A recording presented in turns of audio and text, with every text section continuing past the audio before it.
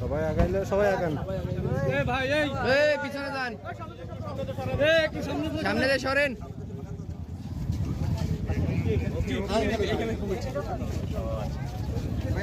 আমরা জাতীয় নাগরিক পার্টি বর্তমানে বাংলাদেশে তিনটা জিনিস নিয়ে কাজ করতেছি। একটি হলো সংস্কার, যাতে বাংলাদেশের আমূল পরিবর্তন হয়।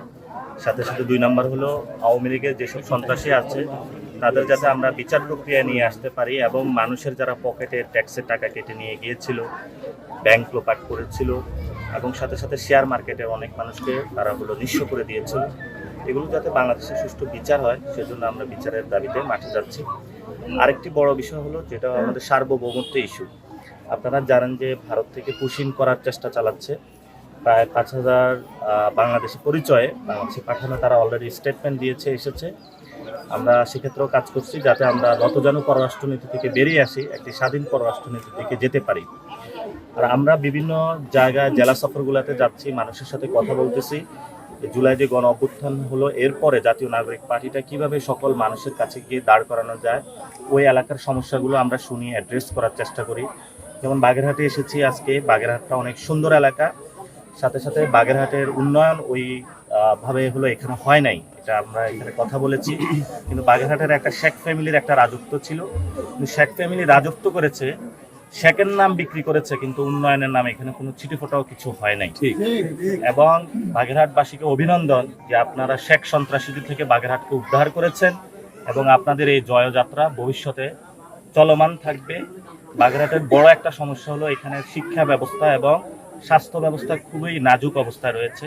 আমরা আশা করব যে সরকার এখানে দৃষ্টি দিবেন যাতে এখানে স্বাস্থ্য এবং শিক্ষা ব্যবস্থার উন্নয়ন হয়।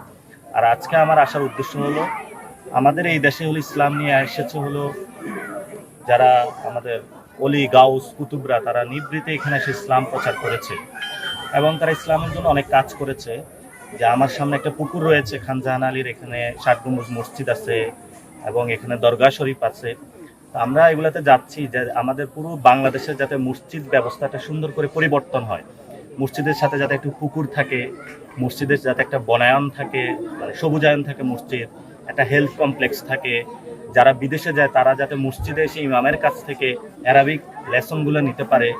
আমাদের বড় একটা সেক্টর কওমি মাদ্রাসায় যারা পড়াশোনা করে তারা যদি মসজিদে এসে আরবি শিখায়, তাহলে আমাদের পুরো মিডল ইস্টে কিন্তু বাংলাদেশে গিয়ে কাজ করতে পারে। আমরা এই জায়গাগুলো বলছি মানুষের সাথে কথা বলার সময়। এবং সাথে সাথে এই যে অনেক এখানে দেখলাম যারা আমাদের সিনিয়র সিটিজেন, মুরব্বী, বাচ্চারা পুকুরে গোসল করতেছে, এই যে একটা বাংলাদেশের সৌন্দর্য, এটা যাতে প্রত্যেক মসজিদের সাথে চলে আসে, আমরা এগুলো মানুষের কাছে আহ্বান করতেছি এই জায়গাগুলো বাস্তবায়ন করার জন্য। আর ভাই একটা প্রশ্ন করেছেন যে আমাদের ঢাকায় আমি ইলেকশন করেছিলাম, সেখানে মির্জা আব্বাস সাহেব উনি অসুস্থ আছেন, আল্লাহ ওনাকে সুস্থ করে দিক, আমরা সে প্রার্থনা করি। এবং সাথে সাথে যাতে আমাদের পুরো বাংলাদেশ থেকে যে মানুষগুলো আগের যে রাজনৈতিক সংস্কৃতি ছিল সেটা থেকে বেরিয়ে আসে, যাতে আমরা নতুন রাজনীতি করতে পারি, আমরা আজকে সে জুমার দিনে এই প্রার্থনাটা আল্লাহর কাছে করি।